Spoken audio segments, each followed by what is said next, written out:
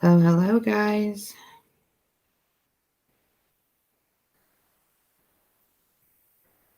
I'm taking a quick second to share this post. Don't forget we're doing the Christmas giveaway, so if you guys would like to get entered in the Christmas giveaway, all you have to do is hit the share button. So share this post to be entered for some free merch. And I'm gonna share a couple other places. Let me get started.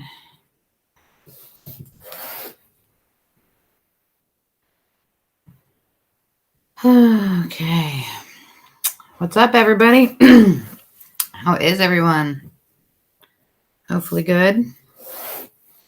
Share one more place to a page, to the page, and we're good. What's up? Hello. Hello. Bing bong. What up, Tom Woods? Why is the quality so shitty? Is it just my phone? Why is my phone being a bitch? Hang on, guys. My phone's being a piece of shit. Look at my quality, dog. That's awesome. Fucking $1,000-something iPhone. That's great, man. That's great. What's up? All right. So, hello, guys. Welcome to the Casual Scream. I'm your host, Lady Rome. This is my sidekick. Shape. I'm not your sidekick. You're my fucking sidekick. You fucking think?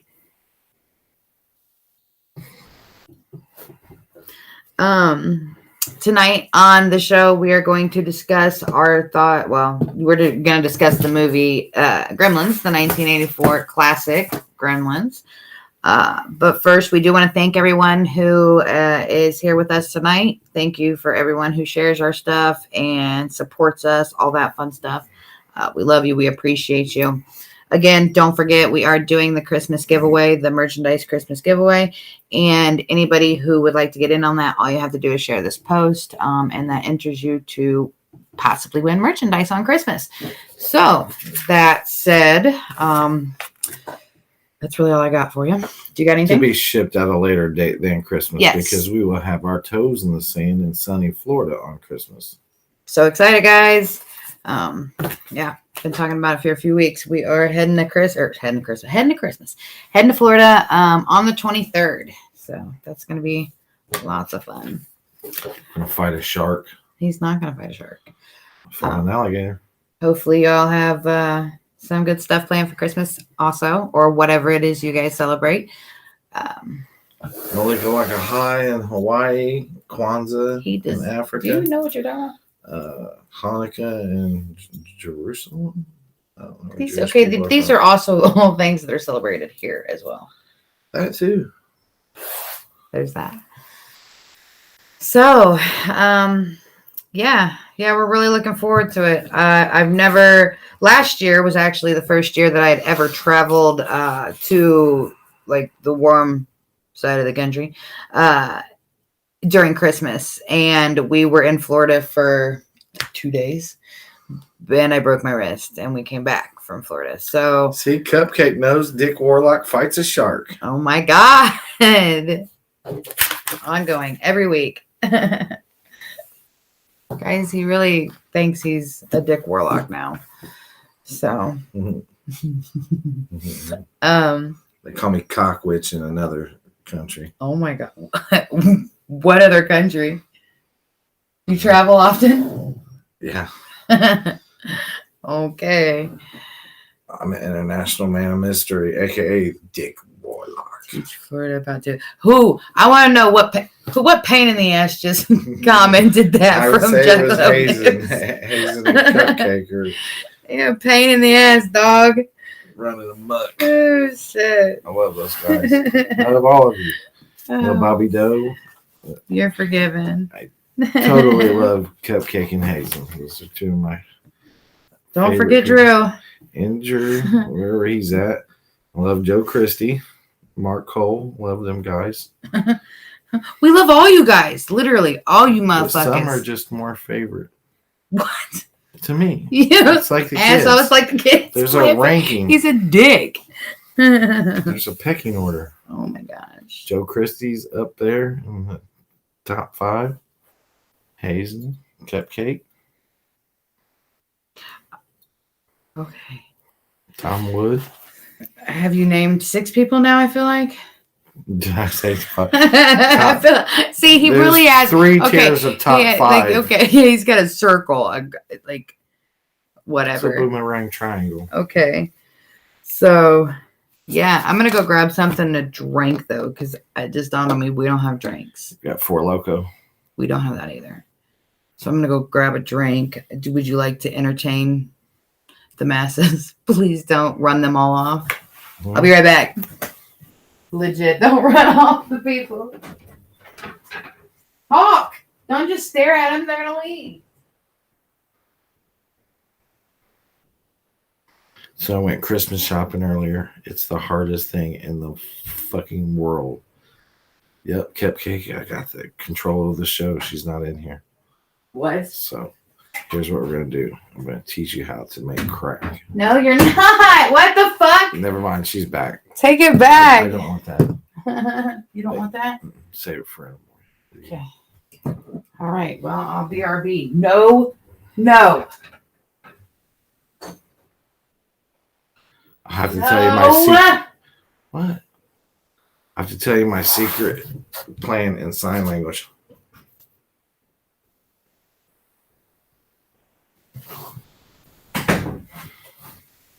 I fucking hate Christmas shopping too, James. It's one of the fucking Did you tell him you did today? worst things. Yeah, I went Christmas shopping for the wife earlier. I managed to drive all the way to the mall, all the way home, and make it in time for the show. He did. I was proud. Proud?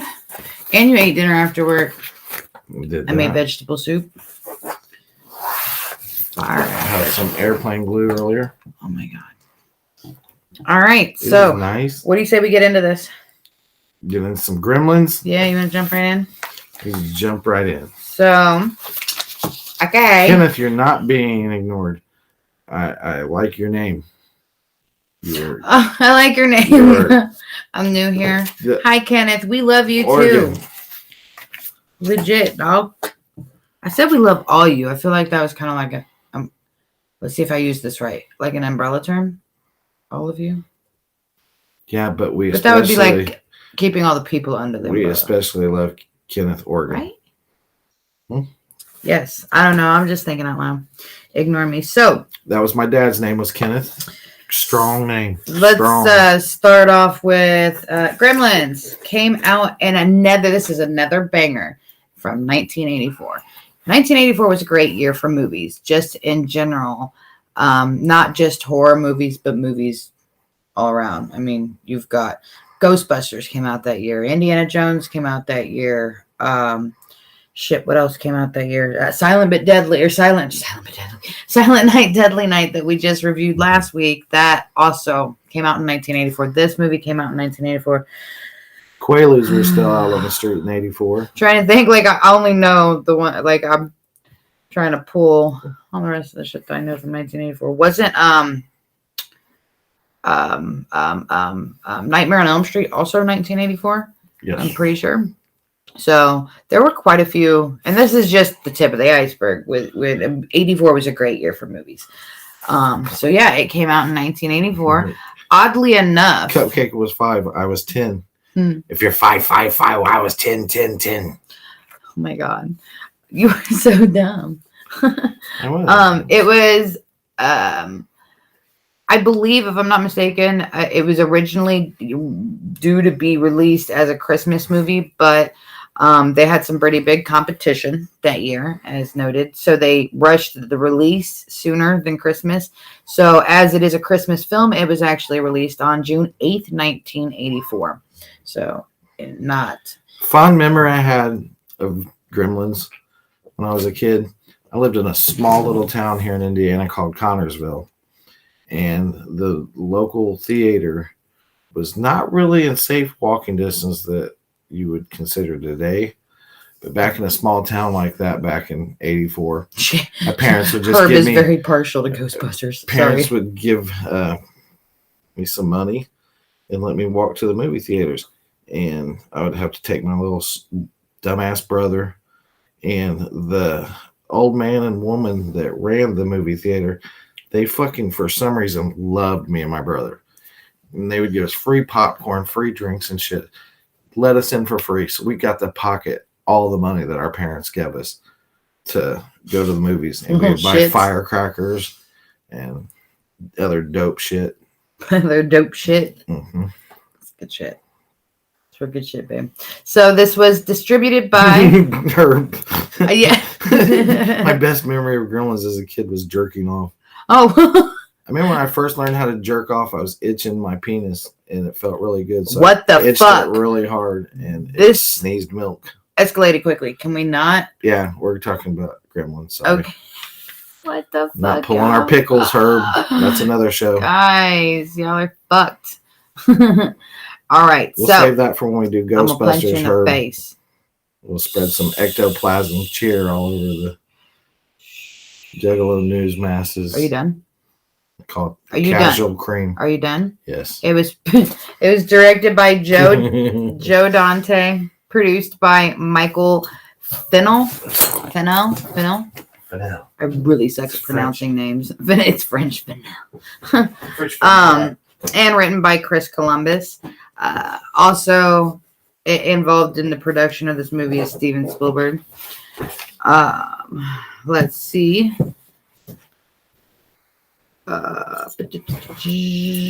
So it is listed as a horror comedy film. And did I mention that it was released by Warner Brothers Pictures? I don't know if I said that or not. It was released by Warner Brothers. Yeah, there's that.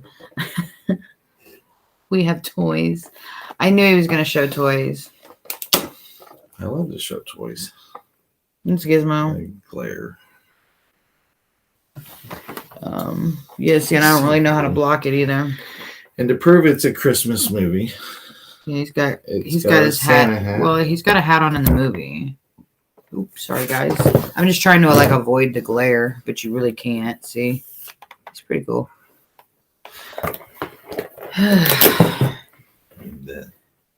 Punk ass. Ultimate bad guy. Fucking glare, man. It's hard out here for a gremlin. It's hard out here for a gremlin. NECA. I fucking love him, dude. NECA, please. You can't go wrong with NECA. So, my daughter's got me this for Father's Day. These. And I love them. They're nice. They're nice. Pour water on the toy and see what happens. No, I'm going to pass. So, let's get into it. We open the film with a voiceover of it's actually Hoyt Axton. Hoyt Axton. Yeah, who is most famously known for country singer. Yeah, but what's the song? Rhinestone Cowboy? No. Son of a bitch. It's in my notes, but not on the right fucking page. So we'll come back to that. All my exes drive Lexus. We'll circle back around. Anyways, Hoyt Axton plays Randall Peltzer, which is he's a father. He's the father of the movie, but he's also an inventor. He's an inventor. And he is going door to door, store to store, trying to sell his invention, stuff like that. That don't work for shit. It's what is it? It's the Bathroom Buddy? Bathroom Buddy, the smokeless ashtray. Well, that's at the end. The smokeless ashtray is at the end. We're not listing all of his inventions because there's the juicer, the egg breaker, the blender, which served a great purpose later on. Shit, what else? The hammer. Remember the hammer that he was holding in his hand that had 3 different hammers? Anyways, so yeah, he's an inventor. But in the opening scene, he is actually in Chinatown in New York City, traveling, trying to sell his invention.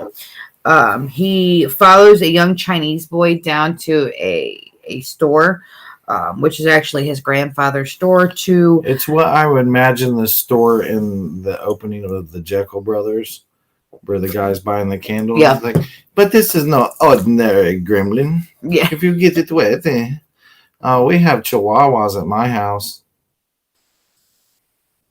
No.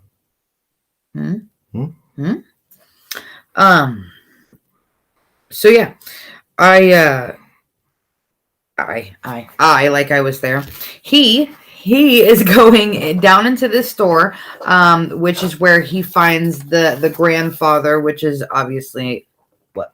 I want to address her once she's done. He's the shop owner, and so he's attempting to sell him this bathroom buddy. The shop owner doesn't really have anything to say at all. He doesn't speak at all up until Randall starts hearing something off in the background the whole time he's trying to give his pitch, and finally he's distracted enough so much by it that he wants to go take a peek at what it is. And that's when he sees for the first time what is called Mogwai. It was this ancient song of the Mogwai. And Herb, you are correct. I think Gremlins 2 was better than Gremlins 1. That's what a lot of people say. Even the director himself. It had some scary parts like the spider scene and Slayer's on the soundtrack. It's like, you make a fucking Gremlins movie and you put Slayer on there? That's fucking sick. So, like I said, he gets distracted, sees the Mogwai for the first time, and starts talking, basically pleading with the shop owner, saying he's got to have it. It's gay. He also mentions in this beginning voiceover how he's looking for. I believe he mentions looking for a gift for his son. Anyways, so he sees it. He says he's got to bring it home to his son. It's the perfect gift. He offers him I think $100 at first, and he offers him $200 the second time. Which I don't feel like that was really big money in '84. Each time, though, the shop owner refused and said, with what comes along with great responsibility comes with along with him. I thought that was Spider-Man. So yeah, he denies him and walks away, and this is when the grandson looks up at him and tells Randall, "Hey, if you meet me outside, I'll bring him out to you." Meet me outside. So basically, he takes the money. He takes the money when they get outside, so it's not like he just gives him Gizmo and calls it a day. I feel like he could have took that little kid and just fucking rolled him in the alley. I feel like he totally could. Yeah. So. But he didn't. He was an honorable inventor. So yeah, he paid the $200 for it. The kid gave it to him in the alley, and off he goes. Oh, beforehand we get the three most important rules. We've got rule number 1: he cannot be anywhere near bright lights. Rule number 2, because it can kill him. Rule number 2, you should never allow him to touch water. Rule number 3, most importantly, never, ever, ever feed him after midnight. And what was pointed out, the exact opposite rules for a wife. Yeah, if you want a happy wife, happy life. Definitely get her wet. Yeah, I'd say feed her anytime she's hungry after midnight. She's definitely got the munchies after midnight. Yeah, depending on, your lifestyle. And take her out in the sun and show her off. Yep. Yeah, so. And yeet her off a cliff. Wow. Not you. So, anywho. Oh my God. Every time I say it live, I catch myself saying it now because I've been called out by. New drinking game. Anytime Lady Rome says anywho, you take a shot. So now when I say it live, it immediately triggers. You'll see me sometimes when I say it live. You'll see it like I'm trying to still read the script, but at the same time, I'm processing the fact that I just sound like a fucking idiot live. Steve-O in the house. What up, playa? What's up, bub? But yeah, so I sound like an idiot. I constantly, battle myself over this stupid shit. So I just noticed how bad that typo was, Steve-O. What, sissin', brother? What? So, homie? At this point now, he's got whom he names Gizmo, because he doesn't really care to pronounce the actual name of the creature. So he calls him Gizmo, brings him home to his son, Billy, where we meet Billy. Billy has actually taken up a job at the bank to help provide, pay bills, stuff like that, because as demonstrated in this, his dad is kind of like, I think his dad kind of plays the role of, I wouldn't necessarily say a deadbeat, but I would say like a wishful thinker. Yeah, very absent. And basically he's wasting all of his time and what money he does have on inventions that really aren't bringing, you know what I mean? Like, so in other words, like, Billy's mom's out there getting strange pipe. She has to.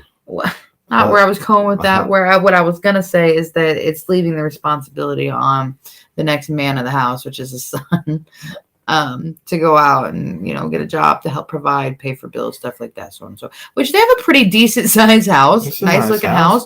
In the 80s, I feel like that was probably like the equivalent of our house. I'm just trying to figure out. Surely to God, his little job at the bank isn't paying that type of mortgage. Unless he was like sliding some cash out there. Possibly. Skimming off the top.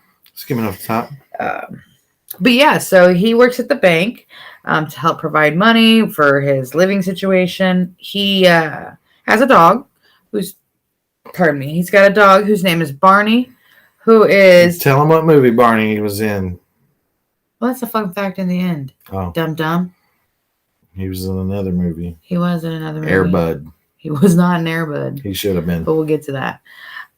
So yeah, we meet Barney, who is very mischievous, and as a result of this mischievous, his being rotten little dog, but Gremlins do him over, boy. He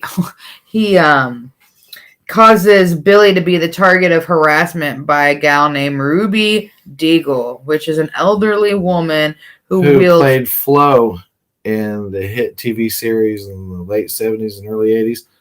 Alice. She say, Mel, you can kiss my grits.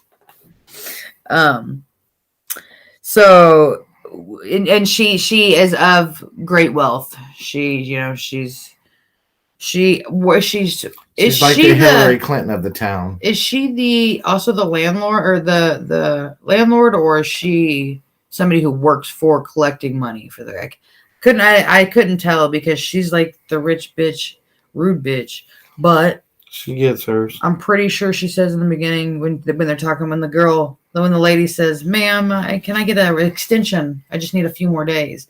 She's talking about how, and the kid was like, "Mommy, I'm hungry," and she's like, "Me too." And she said, "Now you know what to ask for Christmas." Ooh. Yeah, I know you know what to ask Santa for Christmas. But anyways, she talks about how she said she only collects the money or something. I can't remember. Anyways, it's not even important. So we meet her. We also meet Kate, who is a local, who is his coworker and a love interest. She also works as a local bartender. And yeah, so we meet these characters. Phoebe motherfucking Cates. Yeah, she's every boy's dream back in the early 80s, boy.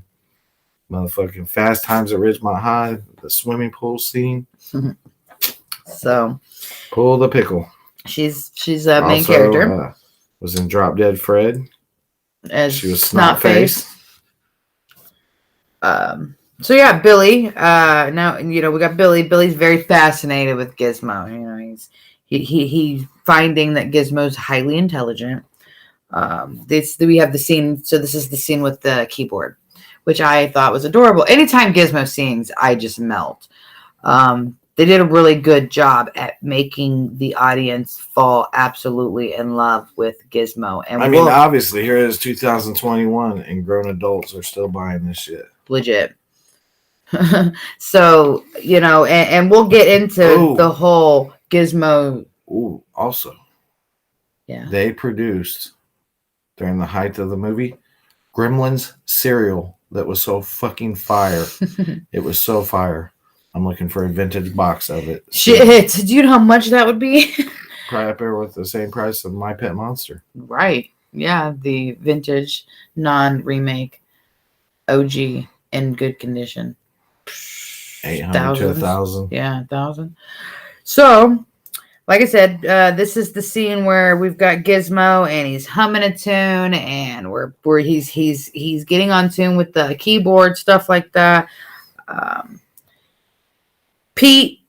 We have Pete. Pete is what's his name? What's his name that plays Pete, the little boy? Corey Feldman.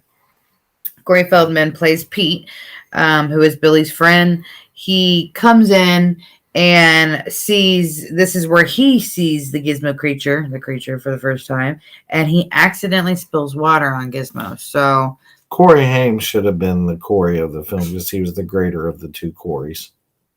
Lost Boys. You're such an ass. Whoop whoop, Oregon.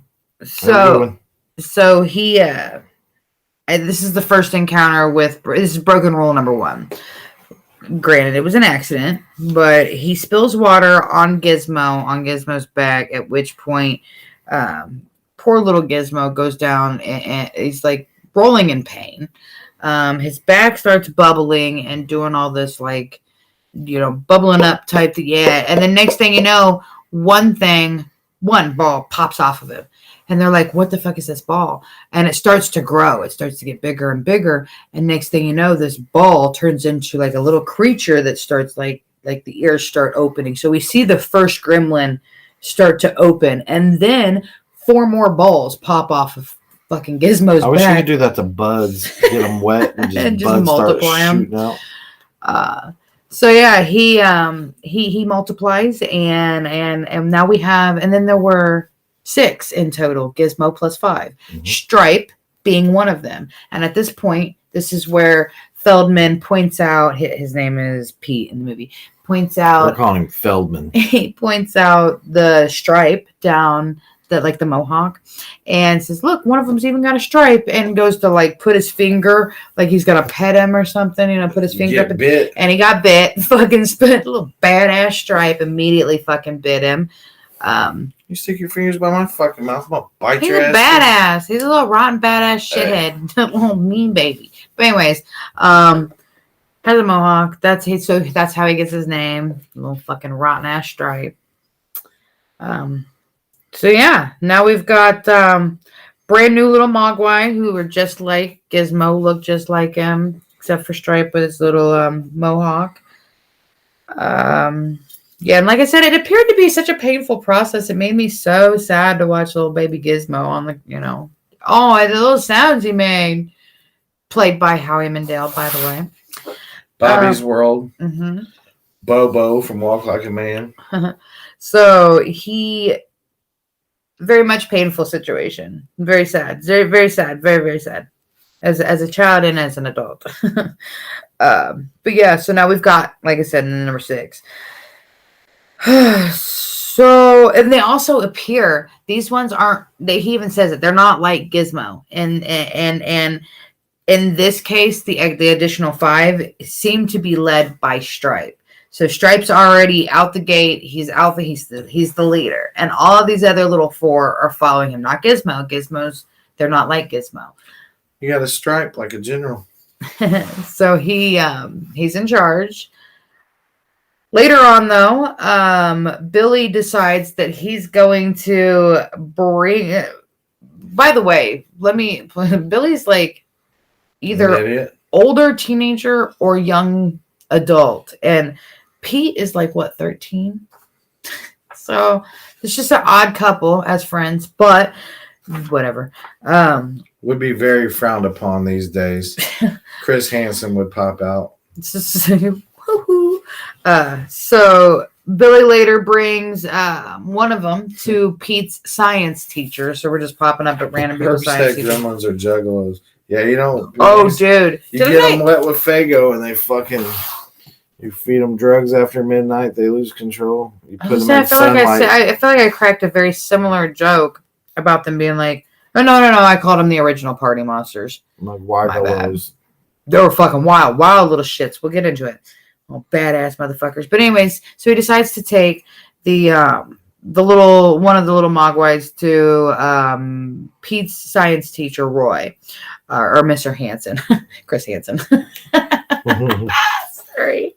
What up, fams? 26. So and at this point, oh, is he in here? Oh, he is. What's up? I don't know why I just like Dr. Evil Jew. But Gathering I of the did. Gremlinos. So at this point, he shows him the duplication process, the multiplication process or multiplying process. Juggalos multiply at the gathering. So he shows him that what happens when water is put on him, and he says, "Well, you can spare one, right?" So that he can run tests on him and stuff. And he's like, "Of course." So he leaves one of the Mogwai behind with the science teacher, who proceeds to. But Billy does make sure he tells the teacher the cautions, the rules, and goes about his business. Next thing you know, he goes to draw blood from the Mogwai to test it. All Which teachers are bastards. which does hurt, poor guy. We've all probably had blood drawn before, so it sucks. But anyways, I said anyways instead of any. Who aren't you proud of me? Well, yeah. Yeah. So draws the blood, and then he's sitting there eating a sandwich. Leaves this instead of throwing his trash away, throwing his leftover sandwich away. He just leaves it out on the countertop, and For he's the like, poor fucking janitor to who clean cleans the school. So he turns turns the light off, goes on about his way, and the little Mogwai, and this is like 2:30 in the morning, and there's a clock in the background, and it reads it's like 2:20, 2:30, something like that. It's late. It's like 2 something in the morning. So next thing you know, you see the little sandwich and the aluminum foil start to pull, and it's because he's reached out through the little cage he's in and has gotten himself a part of a sandwich and goes to town. And well, so you can't leave your sandwich out in front of a juggalo either. You really they can't. Will steal your sandwich. Little shits. If they'll steal your tiki torches, they'll steal your sandwiches. They sure the fuck will. Nothing. The bastard that stole our tiki torches fuck at you. the gathering before we even got to use them. Fuck you. Fuck you. And so this is the first breaking of rule number 2. Don't steal from fame. That too. That's rule number 1. Why are you playing? But so rule number 2, don't feed them after midnight. So this has already now taken place. In addition, though, we go into the next scene where we have all the little Mogwais are in a little trunk, except for Gizmo. Gizmo's separate because Gizmo's a good boy, and these little rotten shits are not like Gizmo. And they're all acting fucking just like acting wild little shits, like they want fed. Juggalos. Yeah, so they want fed. And they talk Billy into, more or less trick Billy into, feeding them. Little does Billy know at this point. The clock up. Yes, little does he know that they have already fucked the clock up. They like cut the wire or something. Chewed the wire. Little motherfuckers. I don't know why it wasn't in my notes. It just dawned on me. Sorry, this happens from time to time. P.S. There was a scene, which is pertinent to mention, back in the beginning where he's learning how smart Gizmo is, where Gizmo's watching TV with him. And at that point, Gizmo is actually learning how to drive, which comes in handy later on in the movie. But anyway, so these little shits, basically what I'm saying is they're able to, they learn at a very rapid pace. And like they watch TV or stuff like that, and they are able to absorb. Unlike Juggalos. They're able to absorb this, and they learn everything so quick. They're very fucking intelligent. Again. So they talk him into this food. He gets him like a plate of chicken. Billy offers Gizmo a piece of chicken. You realize both weeks in a row the main character's name was Billy? I'll be damned. Next week we will be covering Young Guns. Also both movies that came out in 1984, and also both Christmas movies. That's really weird. Okay, sorry, that just dawned on me. Moving on. So. And both had toy stores. And both totally had toy departments. I'll be damned. Fuck. So, offers a piece of chicken to Gizmo. Gizmo refuses the chicken because Gizmo's not fucking stupid and he's smart. And he's a good little boy. He knows what time it is. He does. He knows it's after fucking midnight, and these little bastards are following him fucking striped little shithead fucker. So they eat after midnight, and guess what happens to all these fucking little mogwai once they've eaten after midnight. So we know water multiplies them. What's food do? Food turns them into mean little fucking shits, green little mean little shits. So they go into this cocoon phase. So the next day, while Billy's at the bank and while the teacher is doing like what are those films? Like showing a film in class, the lights are off, stuff like that. You start hearing the reaction because they the next day they're like, what is this shit all over it? And that's where he's explaining the cocoon phase. So like I said, now Billy's at the bank, he's working, Mr. Hansen's got the other one. They're all these guys are in cocoon phases. And they start hatching. So we've got Billy's mom at home with the home cocoons, Stripe being one of them. And then we've got Mr. Hansen at school with the other one. Mr. Hansen's technically comes out first, if I'm not mistaken. That's the first one we see. So Mr. Hansen's comes out, gets his motherfucking, and like he's chasing this fucking thing with a Snickers, he's like, I'm sorry I poked you with that needle, and here I'm sorry, just eat this Snickers, it's great. The fucking fucks his ass up. Literally fucks his ass up. Hypodermic needle and all. So yeah. I don't feel like I would be responsible enough to have a mogwai. Right. First thing, we would take a bath, and then we would eat chicken fingers at 1:38 in the morning. Yeah, see, that'd be bad. That's all bad. I'm a fuck up. What can I say? And are extremely reckless. Mm-hmm. That's what my notes say.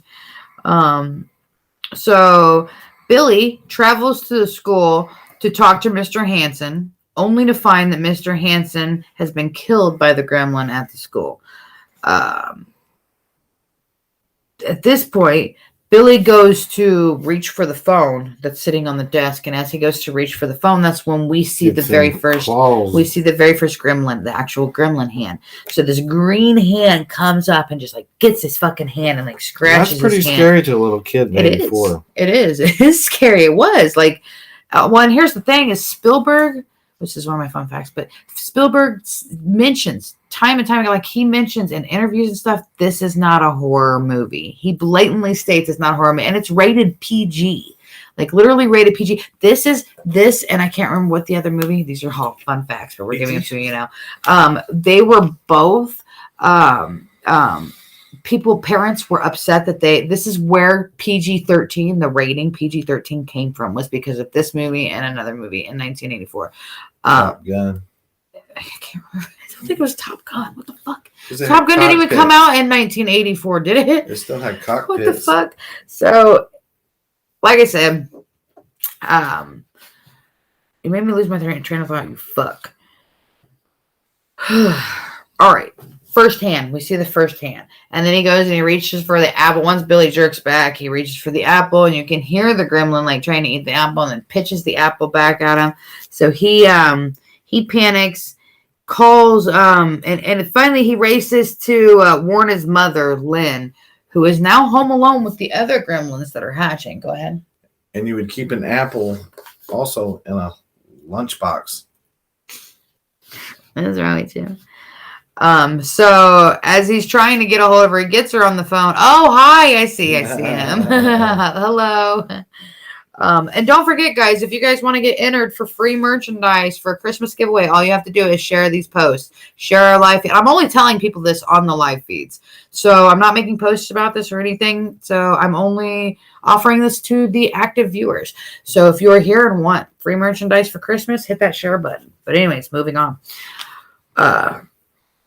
He gets a hold of his mom on the phone and lets him know they've hatched. Get out of the house.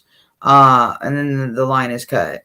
So that's when she starts hearing all of the nonsense. And she's a fucking badass. Let me tell you, his mom, excellent fucking character in the movie. I just love her. I love her in the whole fucking her and the gremlins fight scene. Because remember, there's 5 of them there with her. One of them a Stripe. And then the other 4. So this is what she's up against. And this bitch, moving forward, this bitch proceeds to take out 4 out of 5 gremlins on her own without any fucking help. If she'd have taken care of Stripe in this, that would have ended the whole fucking movie. Would have ended right there. You know what I mean? Like, she was a bad bitch. So you got about 45 minutes of action. Like, what the fuck was that? so she hates it. Like, so she's creeping through the house. And next thing you know, she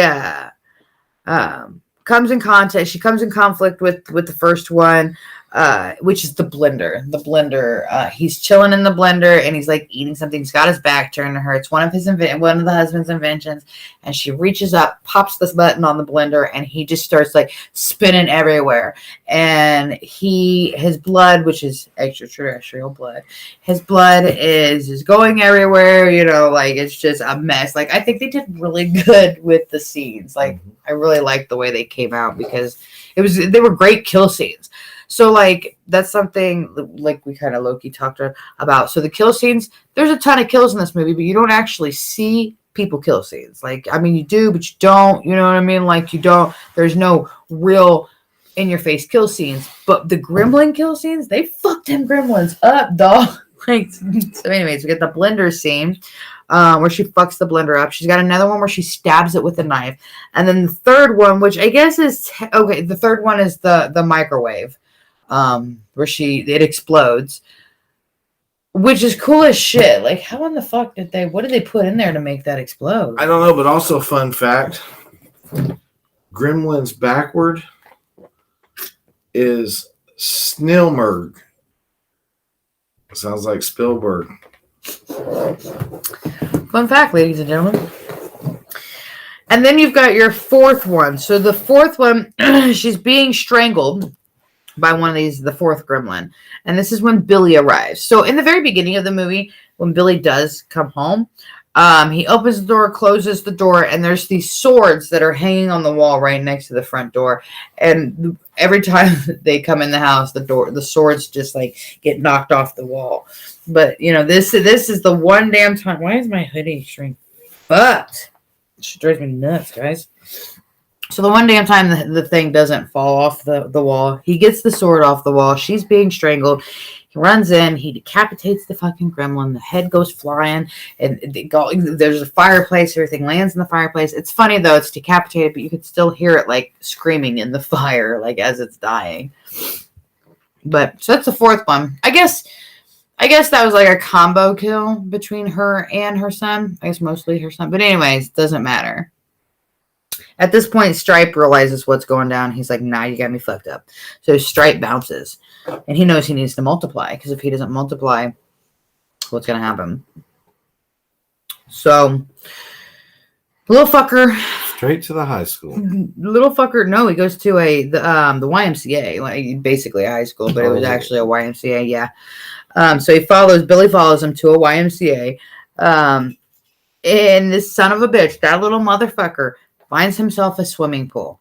And this is an excellent scene, too. Like, he cannonballs into that bitch. Because he knows, and he flies right into that motherfucker and multiplies. Tons and tons and tons and tons of so much water. So much fucking water. And, like, it's a really cool scene because you've got like, all this, like, fog, dry ice like effect coming out of the water. The pool is now bubbling. Like, it's like the whole pool is one massive fucking jacuzzi. And the green light in that pool is just wicked as fuck. Like, kind of like what Hepatitis Lake is for the gathering. Lake Hepatitis. So yeah, he's multiplying and Billy's like, fuck, man. Which PS, so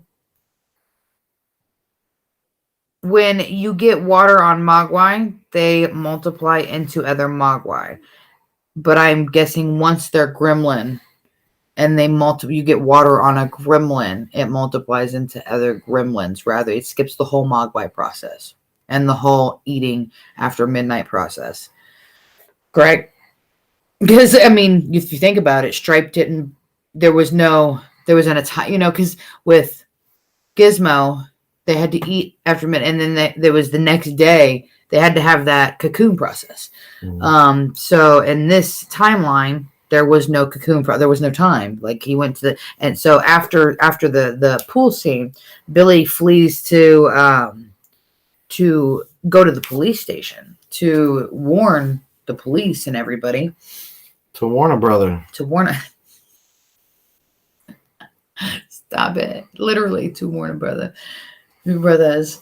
Who are sitting at the police station. They're both getting drunk, hammered drunk. Basically calling him, like he's like trying to tell the story about everything that's going on, and the cops are just like, this dude's drunk. And they're like, nah, you're drunk, motherfucker. Like, nah. So they were like a little lit, but the next thing you know, they get a 911 call and talking about little green people. So, mama. Hang on, guys. Evidently, my shit's not plugged in. Like, I don't want the thing to die. Talk, entertain the masses. I was disappointed in the lack of sex scenes. Oh my god! You said talk. PG. For the movie was PG, dog. There's sex scenes in PG movies. There's not. Forrest Gump, I feel like, was PG, and he fucked Jenny. You might be right. Skip the AIDS. So, moving forward, he's trying to tell the cops about the fucking. I'm right where who? Oh, I'm your butthole? Mm-hmm. Fuck you, you're a butthole. I'm the biggest butthole I know. So, and they're all like, yeah, you're bullshit until they get that 911 call. And then they're like, okay, well, we should probably go look into that. So they go to take off to look into it. And at this point now, we see Billy. Billy's now rushing to the tavern where his love interest, Kate, is working. And we find poor fucking Kate, who is trying to survive the bar that the Gremlins have now completely taken over, which the tavern scene, absolutely phenomenal. Everything that goes down in the tavern, just I love it. Like the chaos that these fuckers create from this point forward is just so great. I love them. I wonder what their grand scheme was, what their plan. I don't think they had a plan. That's was just going it. To be when the daylight came the next day. Hide. If they were smart enough, they would go underground, like in the sewers or something. Yeah, chuds. Cannibalistic humanoid underground dwellers. Literally. 5 stars. Literally. 5 stars. So she is able to find out. She finds out ways to start like fending them, like getting them off of her, stuff like that, getting them away from her. She finds out that they're scared of light because she lights one of their cigarettes for them. Then she finds that they're frightened by, she's able to knock several of them down through her flash on her breaks camera. Breaks out that stellar old Polaroid front-loading. That bomb-ass flash. 30-pound camera. Now we have these fucking things. Yeah, there's shit. Every phone has a camera now. Porn. All kinds of shit off Yep. Finally, later on, though, she is reunited with Billy. So now at least they're together, saving one another. The two seek shelter at the bank. And then from this point forward, you've got these fuckers literally just wreaking havoc on this entire town. So and drove a snowplow. So they strive it. They kill Mrs. Deagle by launching her through the that mother. I have never been in a house that has one of those chair lifts that takes you from the bottom step to the top. I always felt like if I came across one, I would be on the ropes of, do I want to ride this thing up the stairs, or is it going to yeet me? Because of Gremlins. Now listen, what I think is funny is that in the movie she goes around at least 3 times. If not, there's like a 3.5 like times around. She might not have been disabled. She might just not have wanted to walk up all those fucking stairs. This bitch lived in a 2-story home. Like when they yeet her out the window and she's coming out the window, it's literally Maybe a 2-story home. It was just because we were little kids, we thought that was a lot of steps. Because now that I'm fucking 47 years old, and we have a home that has 2 sets of steps to get upstairs. I feel like I'm dying. I feel like I need a chair. I feel like I need that chair. Yes. And it's just one set of steps, a landing, and then another set of steps. We need one of those. I will make us one. I will write it. Hopefully I don't go. There is a window on the first landing. So we technically could get yeeted out that window. If you ever see us going live on Facebook trying to eat each other out the window from a mobile chair shooting up our stairs, mind your business. Dumb. So, like I said, yeets her out the motherfucking window. As it yeets her out, we see the two cops who are chilling in the car, and they're like, "Oh my god, that was Mrs. Deagle." Let's see, what else we got? We got the fucking, and then they look over and they're like, they see the dude in the Santa costume, and they're like, "Oh, that's so and so." What the hell does he got all over him? So he's like coming over to the cop car trying to get help. And by the way, the cop's window is down. And he's trying to get fucking help. And you see a gremlin, like the face of a gremlin and everything. The car's the driver, the cop's driver's side window. And the one driver, the passenger's like, "Can we please just get out of here? I want to go back to the station." Mm-hmm. And the other cop's like, "Oh, yeah." So he's like rolling the window up on the guy who's getting attacked by these fucking gremlins. And he's like, "Nope, nothing to see here." Santa's a fat bitch. And then you've got the gremlin underneath the cop car who's breaking he killed the brake lines. Yeah. So these guys are like, "Nah, fuck this." And they go to take off. They flip their lights on, leave the guy who's being attacked by the gremlin, flip their lights off on and go take off. They aren't able to stop. So they flip their car. For us, folks. We've got them driving Murray and Sheila, the Fluttermans. The snowplow. Yeah, bulldozer. Which is there's a mention about the snowplow or the bulldozer. What do you call it? He's got gremlins in it. I can't remember what he calls it. Like something about a Kentucky burner or something like that. What's he call it? He calls it something. Because we're talking. He talks about the Cadillac. Because he's talking about the Volkswagen in the beginning not starting, and he's like, "It's because you bought foreign car." He's like, "Mine's American made, it's from Kentucky." It's like a fucking tractor. But anyways, they get bulldozed over with that. Which is funny because you would assume they're dead, but they're actually in number 2. So I don't know what happened there.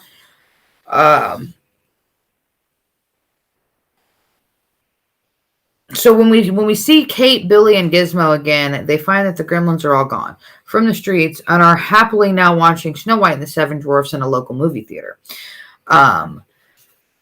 Billy manages to explode. Well, in this movie theater, though, this is where she talks about the story, right? She's not a fan of Christmas. Father getting burned up. That is a fucked up, dark, morbid fucking stuff. That shit was dark, dude. So she talks about the reason she doesn't like Christmas, which is super fucked up. She said she went to go celebrate Christmas, and her dad left and never came back, essentially, and they didn't know what happened. Yeah, he went for cigarettes and everything. He smoked. They thought, it had been days. He didn't come back. Christmas has passed. He didn't come back. And they started smelling something, so they called the firemen, I think, out to take a look up the chimney to see what was up there, expecting to pull out like a dead cat or a bird or something. Instead, they pull out her father, who is dead, in the chimney. He was wearing a Santa Claus costume and was going to, why on God's fucking green earth would you go down your own chimney and pretend to play Santa for your kid? I mean, I get it. The front door works just as fine when you're trying to trick a kid that you're Santa, but anyways, he goes down the chimney to surprise his kids with gifts and stuff like that, gets caught in the chimney and dies in the chimney. So they pull her dead Santa father out of the chimney later on. So that is why she doesn't like Christmas. And that is also how she found out Santa isn't real. So very dark, morbid story. All while Billy is just kind of like randomly looking around for stuff and hardly paying attention to the conversation. This is like this dark, deep, endearing moment. And he's literally just like, fuck off. He's busy. Go away, Biden. Go away, Biden. I like money. So yeah, Billy manages to he explodes the theater. And all of the gremlins die in there except for Stripe. So at that point, and the reason Stripe lived is because he had left while this was all getting ready to take place. He had left to go find candy. So that's why he didn't die. But Stripe gets away again, and this little fucker knows once again he's got to multiply, because if he doesn't multiply, what's the fucking point? So next thing you know, they end up at the mall, department store, mall, whatever. And they finally, like, this, the whole fight, like there's a whole fight scene with them, like, and this is where the chainsaw comes into play, all kinds of shit. Like, it's great. Like, there's really great scenes with Stripe. Stripe is a great Stripe is a great character. Love him. So we find a water fountain. Stripe finds a water fountain. They're like, oh fuck, all bad shit. And mind you, now this is where, like I said, I rewound and mentioned the scene where he's watching the racing. So he's learning how to drive. You see him in this department store in a little Barbie car, which is an iconic scene of him driving the little car. But he's like fucking getting it in that little Barbie car. And had it not been for him watching that movie, the neck of that. and had it not been for him watching that movie, he would have never known how to drive the car to get there to save the day. So, fucking, like I said, Stripe finds the fountain. Stripe gets in the fountain. Stripe starts to multiply. So his back is starting to ball up, just like Gizmo's did. And he's getting ready to multiply because he's in the water. He's in the fountain. And this is when Gizmo finds a way to get him. So he jumps off this thing and gets a hold of this string, which is attached to a pulley, which shoots him up. He bounces off a thing, and next thing you know, this thing slides to the side, and light comes in. And when the light comes in, it hits right on Stripe, who is multiplying. But he didn't actually get to the actual multiplying process. It had just started. So the sunlight hits him, and he starts melting, like he's literally just melting away. Disgusting fucking part, yes. Actually. So that was rule number 3. The light, the bright light, which could kill them. Now we do see the bright light thing throughout the movie, but in small doses, not enough to kill them. This was the scene where obviously he gets killed. So yeah, he just slowly melts into a puddle of green ooze inside that down inside that fountain. So we survive. Moving forward, at the end of the film, Mr. Wing, which is the shop owner in the beginning, the Chinese shop owner, returns to the home to collect Gizmo, and to prevent any reoccurrence of the situation happening again. After giving back the $200 that Randall had paid, he also said, when he introduces him as the man that sold him the Mogwai, that sold him Gizmo. And he calls him out, low-key calls him out and says, well, that's an interesting choice of words. But Mr. Wing does observe that he sees that Gizmo is watching TV. He says something about how, you teach Gizmo how to watch TV. He realizes, with all this stuff that, modern society, the modern world is not ready to properly care for Mogwai. So he is definitely going to take him. He's getting ready to walk out the door with him, and Gizmo says, he would like to say goodbye to Billy. So he did say goodbye to Billy, and then upon leaving, tearjerker. Yeah, upon leaving, he did tell Billy that maybe one day he would be prepared to actually care for Gizmo, which is that's you're leaving it open for the part 2. So, and then you've got Randall once again in narration, ending the story, warning the audience to take precautions in the case of any machinery failures in their home, because a gremlin just might be present. So, ta-da! I do, Fred. I do remember those, I believe. So, yeah, moving forward, who do we have? We got all kinds of little notes. I hear you. You're always tired. So, yeah, like I said, a fun little fact. It was originally a PG rating movie for mild language. And then the complaints of excessive violence came in, particularly in the infamous kitchen scene. This film and Indiana Jones, The Temple of Doom, were the two films that caused the PG-13 rating. So obviously this took place in 84. Or maybe the rating finally took place in 85. Either way, it was as a result of both Indiana Jones being PG and also Gremlins being PG. Because this is that Temple of Doom. That's the one where he rips the heart out and everything. And he rips the fucking heart out of the chest. And I remember watching that as a kid. And when I was a kid, I loved them. I loved them. I thought they were great, but people getting eaten by alligators. It was a bit intense for a PG movie. So Indiana Jones also came out in 1984, which I mentioned earlier as one of the many great movies that did come out in 84. Great fucking great stuff.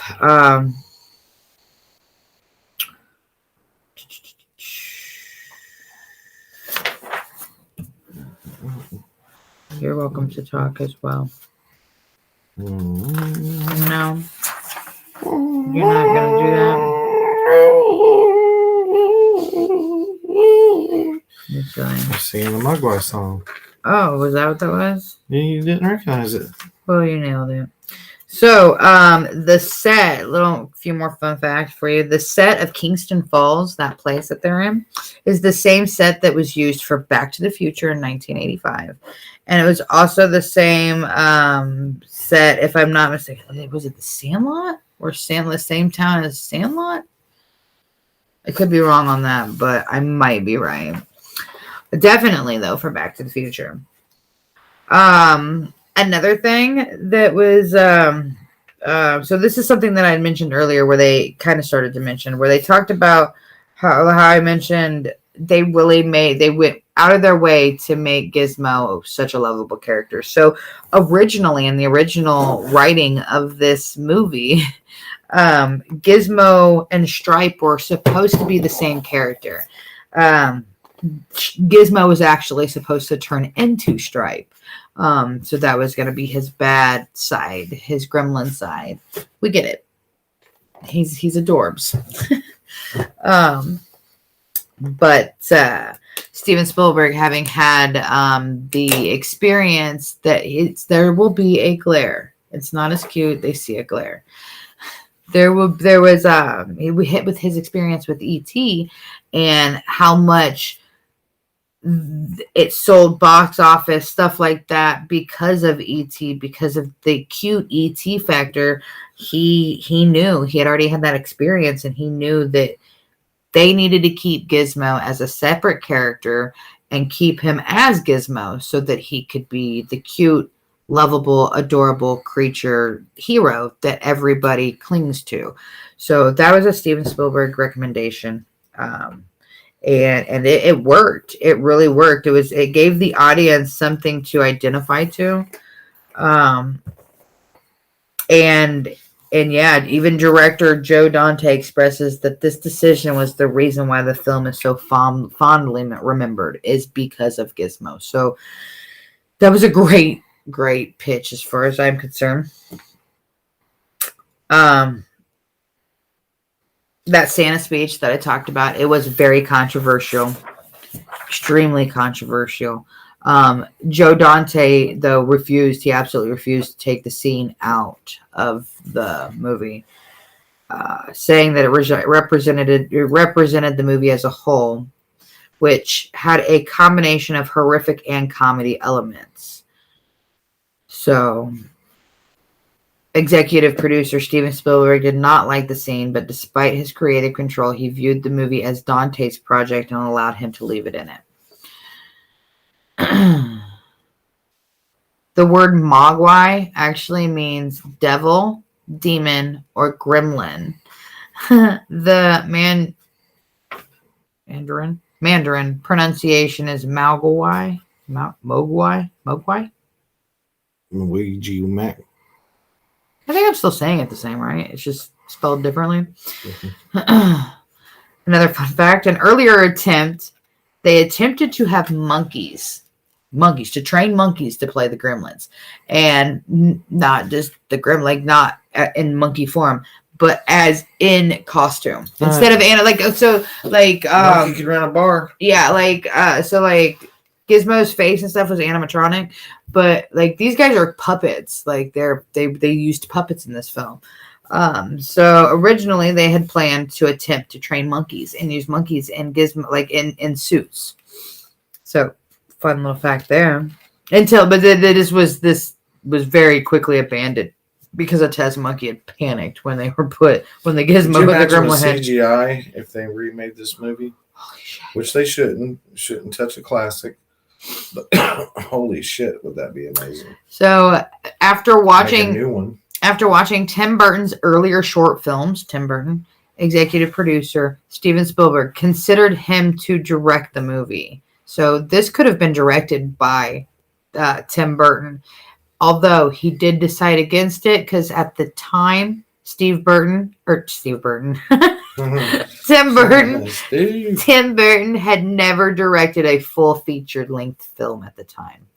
So could you imagine how fucking dope that would have been if this could have been Tim Burton's first full-length feature ever. Then we wouldn't have to hear about The Nightmare Before Christmas for the rest of our lives. I love The Nightmare Before Christmas. It's not bad. I'm just saying. It's great. That would have been his.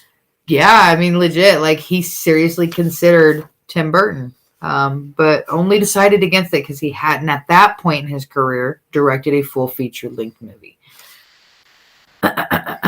Excuse me. So, this movie, Chris Columbus, who is the writer, the script had went through a few drafts before the shooting script was finalized, like the script they give to the actual actors. Mm-hmm. So this had went through quite a few drafts because the original version that he had originally written was supposed to be super dark. The Gremlins were supposed to like straight up kill motherfucking people on TV, like on the film. The mother was supposed to get decapitated and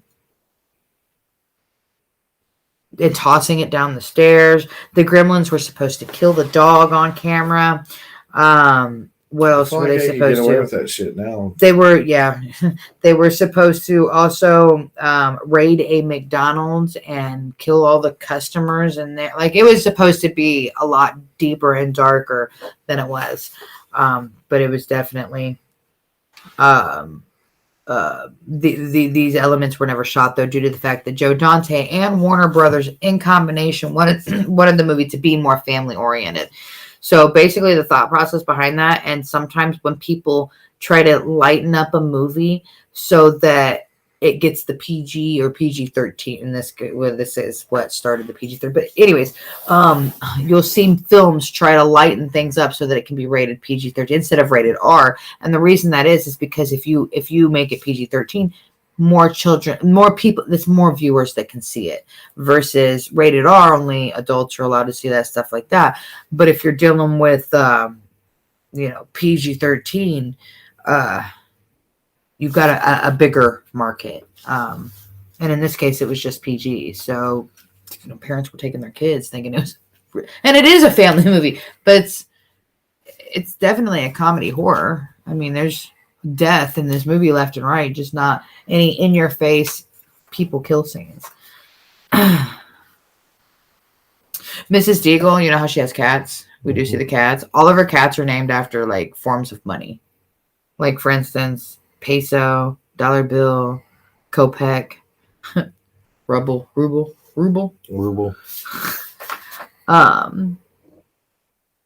Super weird. Super weird. Great movie.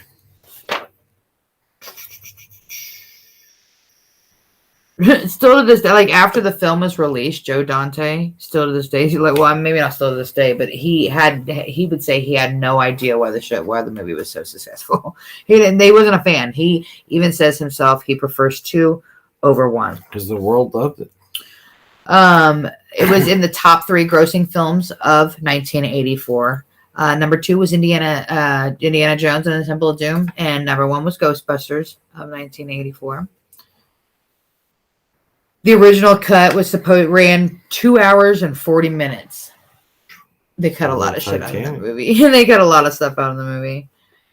I feel like they didn't even Joy to the World. Sorry. Sorry, that's he's most famous for his most famous hit was Three Dog Nights, Joy to the World. That's what my notes say. My notes. Here come her when you start talking about Ghostbusters. I know. As soon as I said Ghostbusters, He's I knew he was gonna pipe in. He's got an alarm set where Ghostbusters comes up in here, perks right up. So yeah. Oh, and the gross on this motherfucker, man. It was originally, so they put 11 million. Their budget was 11 million on this fucking movie. By the end of its initial U.S. theatrical run, the film ended up being such a success at the box office, earning 148 million domestically. And Wikipedia now claims that is 212.9 million. So either way, huge fucking outcome off this movie. Huge, massive cult classic. Well deserved. Massive. Do you know that the Gizmo inspired Furby? The Furby. You remember that toy? Those are terrifying. Oh my god! Do you guys remember the Furby? My son had one, which was in like the 1990s. Oh, I had so many. You could program them to talk to each other, interact with each other. They would interact with music, if I'm not mistaken, like the radio. Would go off like in the middle of the night. I'd be like, "Son of a bitch!" Straight up, yeah. They'd be talking to no one, and there'd be no one. Yeah, because they were like they had a sensor too, like they could see. Yeah, ghosts. Yeah, so Gizmo inspired that. Judd Nelson and Emilio Estevez were both considered for the role of Billy. The Mogwai were modeled and inspired by the Japanese Chin dog breed, which that's Baby and Buster. Those are Japanese Chins. I got a couple more here. The coloring of Gizmo, which included a white patch of fur around the right eye, and was directly modeled after one of Steven Spielberg's dogs. So, yeah. When they changed the script to make Gizmo into a separate character from Spike, the studio soon realized that keeping Gizmo as a hero of the story allowed him to become a popular focus of the film's merchandising and turn a handsome profit. And let me fucking tell you. I mean, yeah, I got cute ass little Gizmo. I mean, I got the carolers back here too, but I got Gizmo on my sweatshirt. Yeah, man, overall, excellent fucking movie. Wonderful, excellent fucking movie. Like, hands down, one of the greatest movies of all time. Like, if I were to rate this, 1 out of 5, 5 being the highest, I would definitely give it a 5 for sure. Because I love it. I love every aspect about this movie. I might be partial just because I was a kid and I grew up. I spent my, it's nostalgic watching it. And it's for me, even to this day, it's still timeless. I feel like it's a very timeless movie. It's still equally. We're watching. We're doing, like we talked in this previously. We're doing Christmas on the beach, and we're gonna watch. We're gonna watch Christmas. I like Christmas. We're gonna watch Christmas. We're gonna watch Christmas movies while we're down there. Christmas. And Gremlins is on that list for the girls to watch with us as a family. Like, it's still to this day timeless as fuck. Here's the other one I didn't get to mention. The dog. In the beginning, like you talked about the dog, this dog who plays Billy's dog in this movie is also the same dog who plays Lance Henriksen's dog in the cult horror movie classic Pumpkinhead in 1988. So, fun fact, same dog. But yeah, overall, excellent movie. We love it. I enjoyed this episode. I feel like this was probably one of our better episodes since coming back, just because I love this movie so much. It's a classic. Very nostalgic. Childhood. Yeah, I can watch it. I could watch it every single year, every Christmas, no problem. So yeah, great movie. Hope you guys, liked it. Don't forget, I got to keep mentioning it throughout the show because I want to make sure the viewers are getting the message. But if you would like to be entered in our Christmas merchandise giveaway, all you have to do is share this post. Share our flyers, share our live feeds, share anything that has to do with the Casual Scream, and that automatically enters you. And I will put your name in a random drawing for merchandise, which we will announce the winners on Christmas. So we are looking forward to giving you guys some merchandise. So share this share our share our posters, share our flyers. Share the word, get us out there. We're about to go into a new year, so I'm about to, make up a whole schedule, and we're gonna fucking knock some shit out. Get better at this whole podcasting thing. I'm alright and shit, but I could be better. Yeah. You alright and shit too. You could be better. You're flipping it up. So, yeah. Hope you guys enjoyed it. Thank you all for being here. We appreciate you so much. Couldn't do the show without you, for sure. Next week. We probably could, but it wouldn't be fun at all. Next week, we are doing our last episode of the year because the following Tuesday, we're going to be in Florida. So we're not doing an episode that week. But you can catch me live wrestling a shark. Actually, let me check because that might be. So we will not be here. We'll be doing the 21st. We will not be doing the 28th. Maybe we might could do an episode on the 4th. Just depends. That one's to be announced. We might not do an episode on the 4th because we're coming back home on like the 3rd, 4th. So we might skip that too. So you might be 2 weeks without us. But yeah, he'll live. So next week we are doing the soldered children, the mystery behind the soldered children. You don't miss this one's fucked up. It is pretty fucked up. It's a pretty famous story. Gosh, it was in like the 1940s, I think. 1945. And it's about the disappearance of 5 children who supposedly died in a fire, but it's really fucked up. And a lot of you might have heard of it. Some of you might not have heard of it. Either way, if you haven't and want to learn about it, feel free to tune in or, Google that shit and then tune in. Very interesting case, very sad case. It was very sad, but we're going to go over it. It is a Christmas tragedy. So that's going to be our Christmas finale. Yeah, our year finale. So yeah, that's going to be next Tuesday at 9:00. This is our finale because I have to pee and I'm really tired.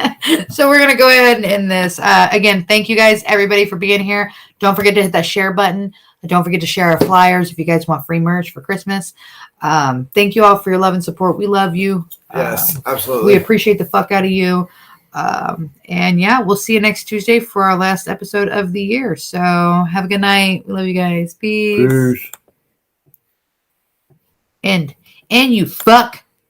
That's all, folks. It's like not wanting to end our life. Go fuck off. Okay, you might be stuck with us forever. Not me. All right, I'm gonna refresh it, so we'll see what happens. But changes you have made might not be saved. Well, it's been live the whole time. It really is just like get fucked. I got no choice. So.